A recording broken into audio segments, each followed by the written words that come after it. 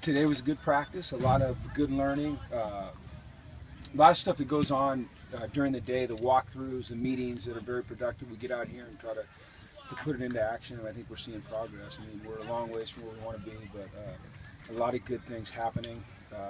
So I was standing there during practice, I was trying to think of some of the young guys that maybe were standing out to me, and I really can't think of any, after 2 practices. I'm not sure if that's a good thing or a bad thing.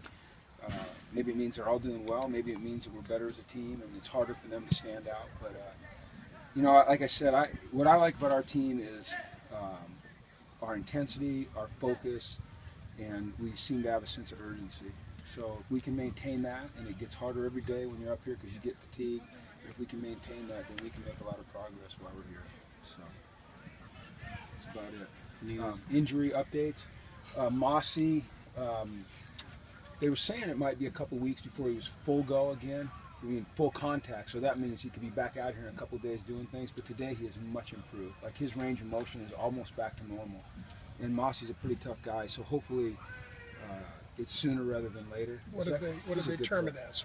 2nd degree AC sprain. Okay, which means nothing to me and nothing to you. But it just means that sprain, break, dislocation. Yeah, it means it's not serious. Yeah. It's not serious. So, and like I said, his range of motion was a lot better today. So hopefully he's back here in the next couple of days. Simon did a little bit more in individual. I think over the course of the next few days, you'll see him start to work into some of the team stuff. I think he's itching to go. And I think every day that he does more individual, he feels more comfortable, with his knee, with his leg, and, gets a little bit closer to the field. I think some of it is just still, that mental block. He's been hurt. It does hurt. He is a big guy. He's putting a lot of weight on it, so he's got to get through that. I think other than that, Cameron fell on his shoulder. I'm hoping that it's not too serious. We'll find out. I don't know if he said that yesterday he tweaked it just a little bit, but it didn't really bother him. He felt something, and then today it was a little more serious, so we'll get a report on that a little bit later. That'd be x-rays on that too. I'm sure they'll x-ray that, yeah. Other than that, I can't think of anybody. Did you guys see anybody? Is Zach Whitley not doing team? Zach today, I think he was cramping up again. I think it's the 2nd day in a row that he's had some cramp issues, which is interesting because he's a kid from Houston. This wouldn't be such a big deal. But I think that for the young guys, the speed of the game, the size of the men that they're going against, the tempo that we work at, combined with the heat, and then the mental fatigue because they're having to learn so much, I think it creeps up on them, and I think it just takes its toll. So hopefully he can push through that because, we want to see him out there. When you take those guys out of the humidity, they just can't. Yeah, they can't operate as well.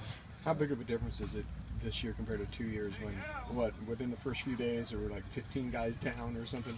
Oh, it was awful. 2 years ago, remember we had the tub set up over here, and they were doing the rectal thermometers, and we were putting Who was guys. Doing that?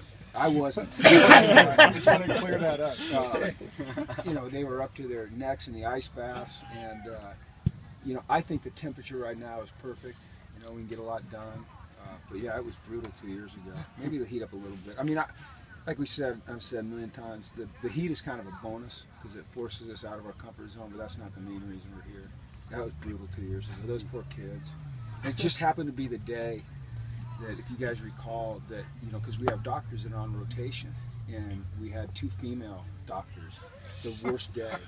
And so I remember looking over there and just going, oh, those poor kids. So I went in afterwards and I was talking to our doctors and I said, oh, those poor kids. And the one looked at me and she goes, it wasn't a whole lot of fun for me either. I guess you got a point there. So, but we haven't had those problems in the last 2 years. And you know what? Coach Alosi does an amazing job of educating these guys, not only on nutrition, but hydration and recovery and everything. And I think that we're just much more advanced than we've ever been. I think it helps us. Brett has taken pretty much every opportunity to hype Eldridge up that he's gotten. Doing that, isn't he? Have you seen that sort of potential out of Eldridge? I think we all have, but he's got to become consistent. He makes good plays, makes some really special plays, made a heck of a catch today, but we just have to see consistency out of him, and we will. I mean, it hasn't been that long. He's big and he's fast and he's physical and he works hard. So.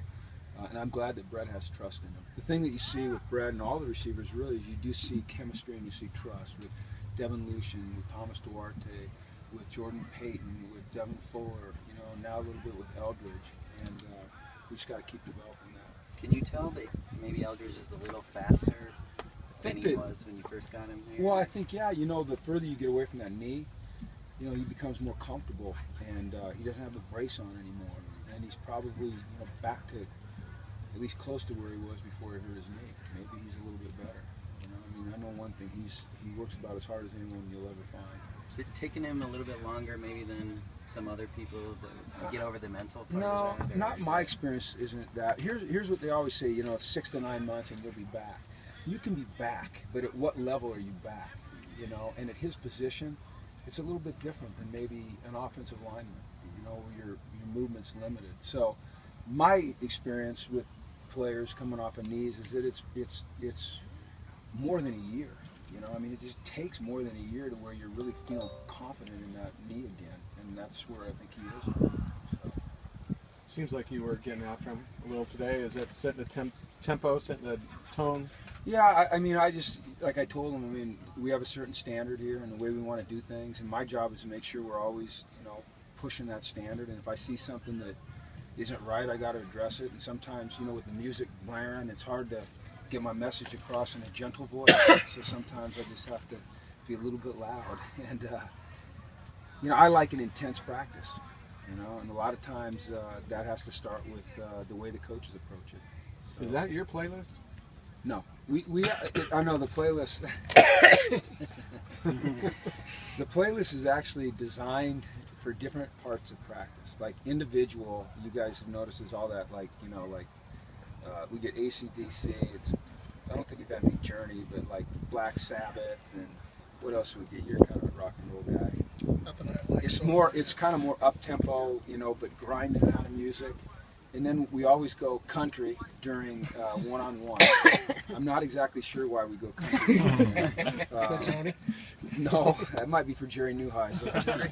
And then towards the end of practice, when we want to get kind of the rhythm going again, we go back to some hip-hop. You know, I think we always kind of end with hip-hop. So there's a method to it. I mean, honestly, you know, Coach Alosi puts time and thought into every song that goes on that thing, you know, because of the rhythm of practice and what you're trying to get done and what you want their mindset to be. So he's the mastermind. Yeah, well, He's the DJ. Yeah, I don't know. If he's the DJ. He has the playlist. I trust him on it. I don't like all the songs. I trust him on it. The end? That wasn't your personal. You know what happens is, and I think it happens with the players too, is. And I like this, and it's one of the reasons we have it and have it so loud, is you have to learn how to block it out. And so I've learned how to block it out. And I think our players have learned how to block it out. And sometimes when I stand there and I kind of let it in, I go, how will we even communicate now here? Because it's so loud.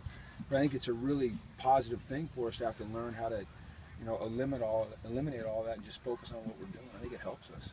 You need to talk to Sal there. Has been one Led Zeppelin tune yet? You know what? I was thinking I have not had a Led Zeppelin song yet. We'll get some of that tomorrow. So none of that hip hop gets caught in your head. There's no song you're waiting for. You'd be surprised. I'm very eclectic musically. Okay. I kind of move from, you know, in and out of moods, different genres.